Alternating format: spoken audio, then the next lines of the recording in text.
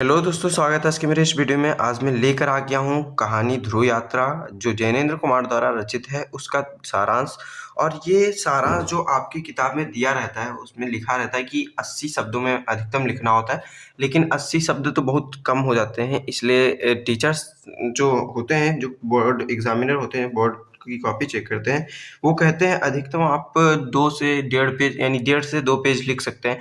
तो 1.5 से 2 पेज लिखने के लिए आपको अच्छे से लिखना आना चाहिए कि किस तरीके से क्या-क्या आप उसमें लिखेंगे, क्या-क्या छोड़ेंगे, तब जाके आपका 1.5 पेज में आएगा। अगर आप पूरा कहानी लिखने बैठ जाएँगे तो बहुत बड़ा हो जाएगा। तो आपको कहानी का सारांश जो है अपने शब्दों में संक्षिप्त लिखना होता है। तो वो आज मैं लेकर आ गया हूँ संक्षिप्त सारांश अपने शब्दों में, जो आप जिस तरीके से लिखना चाहिए आपको। तो उस तरीके से ये बहुत ही इम्पोर्टेंट है सारांश। और ये सबसे पहले मैं आपको बता दूँ, अगर आपको इस कहानी का सारांश जो है इसका पीडीएफ चाहिए, या फिर कोई भी क्वेश्चन पेपर का आपको पीडीएफ चाहिए, या फिर मैंने साइंस, मैथ और मतलब कि फिजिक्स, केमिस्ट्री और मैथ का मैंने सॉल्यूशन वीडियो भी अपलोड कर रखा है, उनके अगर पीडीएफ चाहिए आपको, तो आप प्रेपयो ऐप डाउनलोड करिए, वहाँ से आपको पीडीएफ मिल जाएगा। उसका डिस्क्रिप्शन बॉक्स में लिंक दिया गया है, वहाँ से आप इन सब का पीडीएफ डाउनलोड कर सकते हैं। और यहाँ पर आज हम देखने वाले हैं पूरा इस ध्रुव यात्रा कहानी का सारांश, और बहुत ही कम शब्दों में है। तो ये सारांश आपको बहुत ही काम आने वाला है अगर बोर्ड एग्जाम की आप भी तैयारी कर रहे हैं क्लास 12। तो यहाँ पर सबसे पहले कहानी को जो जैनेंद्र कुमार जी लिखते हैं, उनके बारे में थोड़ा-सा बता देते हैं, और कहानी किस तरीके से ये लिखी गई है, ये सबसे पहले आपको बताना होगा। कि प्रेमचंद्र की परंपरा के अग्रणी कहानीकार जैनेंद्र कुमार द्वारा लिखित मनोवैज्ञानिक एवं मार्मिक कहानी ध्रुव यात्रा में एक सुसंस्कारित युवती के उत्कृष्ट प्रेम की पराकाष्ठा को दर्शाया गया है। ध्रुव यात्रा कहानी में दर्शन एवं मनोविज्ञान का समन्वय कर मानवीय संवेदना को अभिव्यक्ति प्रदान की गई है। लेखक ने इस कहानी में प्रेम को पवित्र बंधन बताया है और विवाह को सामाजिक बंधन। प्रेम में पवित्रता है और विवाह में स्वार्थता। लेखक के अनुसार व्यक्तिक सुखों की अपेक्षा सार्वभौमिक और अलौकिक उपलब्धि अधिक श्रेष्ठ है। प्रेम की पवित्रता को आदर्शवाद की कसौटी पर कसना इस कहानी का प्रतिपाद्य है। तो यहाँ पर प्रेम की पवित्रता को बताया गया है कि किस तरीके से कितना प्रेम पवित्र है, और जो आपका शादी है या फिर विवाह है, वो बंधन एक तरीके से इस कहानी में बताया गया है। तो यहाँ पर ये कहानी है।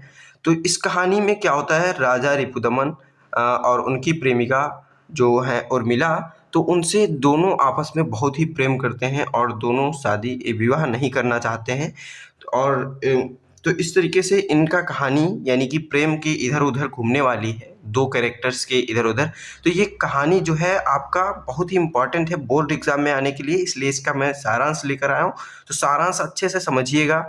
ये इस तरीके से इनके बारे में जैनेंद्र कुमार जी हैं, जो इसके बारे में क्या कहना चाहते हैं इस कहानी में, ये सबसे पहले बता देना होता है आपको। तो यहाँ पर प्रेमचंद्र की परंपरा के अग्रणी, जो प्रेमचंद्र की परंपरा है उसके अग्रणी कहानीकार जैनेंद्र कुमार द्वारा लिखित मनोवैज्ञानिक, ये मनोवैज्ञानिक है, यानी मन के वैज्ञानिक जो विज्ञान होता है उस पर प्रभाव डालती है, यानी आपके मन पे सीधा प्रभाव डालेगी, वो कहानी आपकी है मनोवैज्ञानिक और मार्मिक कहानी ध्रुव यात्रा में एक सुसंस्कारित यानी संस्कारित युवती के उत्कृष्ट प्रेम यानी बहुत ही उत्कृष्ट प्रेम की पराकाष्ठा को दर्शाया गया है।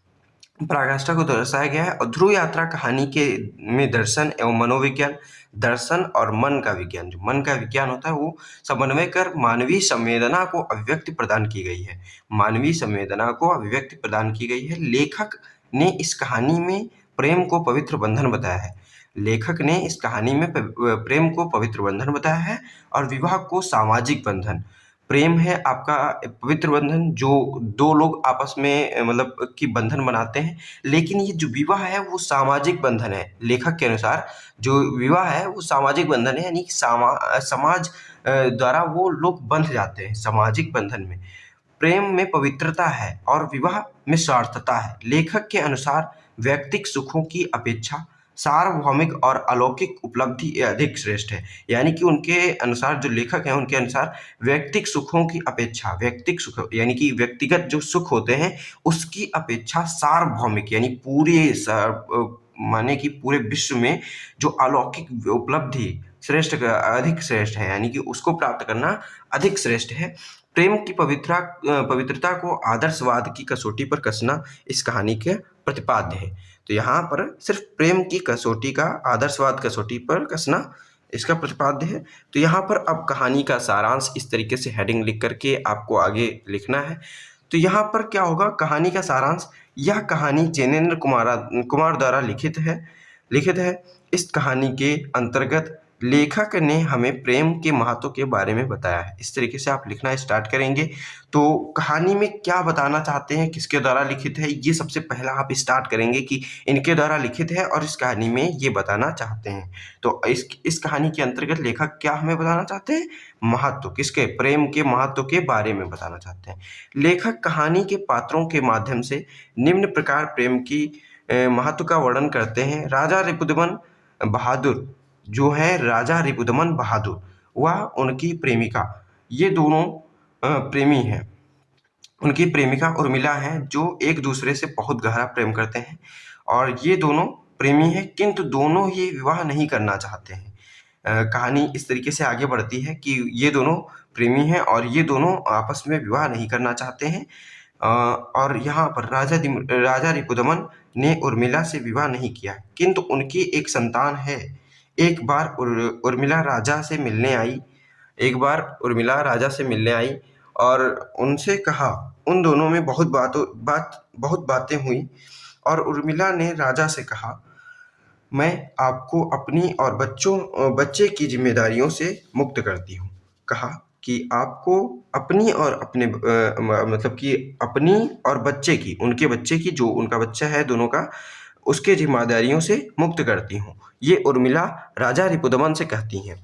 फिर इसके आगे कहानी फिर बढ़ती है। तो कहानी में आगे फिर आता है कि राजा को दक्षिणी ध्रुव की यात्रा करने की सलाह देती हैं। कौन? उर्मिला जो है वो राजा को उनकी जिम्मेदारियों से मुक्त कर उनको दक्षिणी ध्रुव की यात्रा करने की सलाह देती हैं। और उर्मिला के पिता जो है, उर्मिला के पिता, अब यहाँ पर आ गया एक ट्विस्ट कहानी में कि उर्मिला के पिता जो है वो उर्मिला पर दबाव डालते हैं, वह अनुरोध करते हैं, यानी कि उनको प्रेषित भी करते हैं कि मतलब कि ये काम करो, या और उनसे अनुरोध विनती भी करते हैं कि विवाह के लिए उर्मिला पर दबाव डालते हैं। किसके लिए? विवाह के लिए। उनके पिता विवाह के लिए उर्मिला पर दबाव डालते हैं और अनुरोध भी करते हैं, किंतु उर्मिला एक न सुनती है। लेकिन उर्मिला उनकी एक भी नहीं सुनती है और उनके अनुरोध को अस्वीकार कर देती है, यानी उनके अनुरोध को नहीं मानती है। और फिर यहाँ पर आगे और कहानी बढ़ती है। उर्मिला राजा से सिद्धि प्राप्त करने के लिए, जीवन से पार जाने के लिए, यानी कि अब मृत्यु यानी छोड़ जीवन को त्याग जाने की लिए कहती हैं। उर्मिला राजा से सिद्धि प्राप्त करने के लिए, जीवन से पार जाने के लिए कहती हैं, जीवन से पार जाने के लिए कहती हैं। राजा रिपुदमन उर्मिला के संकल्प के आगे झुक जाते हैं। राजा रिपुदमन जो हैं वो उर्मिला के संकल्प उन्होंने लिया है कि ये दक्षिणी ध्रुव पर जाएं और जीवन के पार चले जाएं, यानी सिद्धि प्राप्त कर जीवन के पार चले जाएं, तो उनके ये संकल्प के आगे झुक जाते हैं। राजा ध्रुव की यात्रा के लिए कब जाना है उर्मिला से पूछते हैं और उर्मिला ने कहा, जब भी टिकट मिल जाए तब जाने के लिए कहा। राजा ने तीसरे दिन की टिकट बुक कर दी। यहाँ पर पूर्ण विराम रहेगा। फिर यहाँ पर तीसरे दिन जब राजा के जाने का दिन है, यानी कि टिकट जिस दिन का बुक है, तीसरे दिन राजा के जाने वाले दिन, जिस दिन राजा को जाना है, तो अखबार पढ़ रही उर्मिला सुबह का टाइम ने खबर देखा कि राजा की खून से लथपथ लाश मिली। गोली सिर के दूसरे तरफ निकली हुई राजा ने आत्महत्या कर ली और आत्महत्या से पहले एक पत्र लिखा जिसमें उन्होंने आत्महत्या का विवरण दिया। राजा ने लिखा कि मैं होश हवास में अपना जीवन समाप्त करके किसी की परिपूर्णता में काम आ रहा हूँ। अब किसी की परिपूर्णता क्या मतलब है? इसका मतलब है कि ये जो उर्मिला है, उन्होंने इनसे अपनी एक इच्छा रखी थी कि आप दक्षिणी ध्रुव जाइए और वहाँ से सिद्धि प्राप्त कर आप जीवन के पार चले जाइए। तो उनकी जो ये इच्छा है उसकी परिपूर्णता, में काम आ रहा हूँ। राजा यही लिखते हैं पत्र में। पत्र में क्या लिखा उन्होंने? सबसे पहले विवरण देते हैं, ये होशो-हवास में मैं अपना जीवन समाप्त कर रहा हूँ, यानी कि किसी की दबाव या फिर किसी के कहने पे नहीं मैं अपना जीवन समाप्त कर रहा हूँ। अपना जीवन मैं अपने होशो-हवास में समाप्त कर रहा हूँ और किसी की परिपूर्णता में काम आ रहा हूँ। मैं जीवन के पार ध्रुव की यात्रा से भी चला जाता। अगर वो ध्रुव की यात्रा पे जाते, फिर भी वो जीवन के पार चले जाते, यानी मृत्यु उनको प्राप्त हो जाती, पार चले जाते। और यहाँ पर मैं आत्महत्या कर भी चला ही जाऊँगा। भगवान मेरे प्रिय की। अब यहाँ पर देखिए इतना लिख दिए अपने पहले आत्महत्या के विवरण के लिए कि मैं क्यों आत्महत्या कर रहा हूँ। फिर भगवान मेरे प्रिय की आत्मा की रक्षा करें। मेरे प्रिय की, ये उनका भगवान से आग्रह है कि वो उनके प्रिय की रक्षा करें। प्रिय कौन है इनकी? उर्मिला।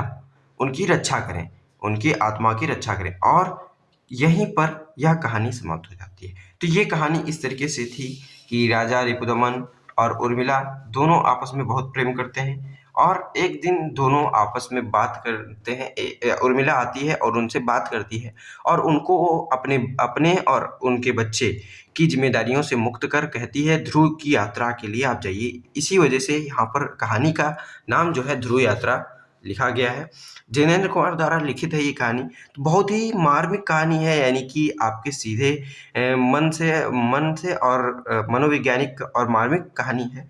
तो बहुत ही ये कहानी इम्पोर्टेंट है आपके बोर्ड एग्ज़ाम के लिए। तो इसको अच्छे से समझकर आप इसका पीडीएफ भी डाउनलोड कर लीजिए, वहाँ से आप इसको पढ़ लीजिए और लिख लीजिए अपनी कॉपी पे। इसी तरीके से आपको सारांश लिखना होगा बोर्ड एग्ज़ाम में। तो बहुत ही इम्पोर्टेंट है, तो इसको ज़रूर पूरा करिएगा और अपने दोस्तों में भी शेयर करिए। मिलते हैं अपने अगले वीडियो में, तब तक के लिए धन्यवाद।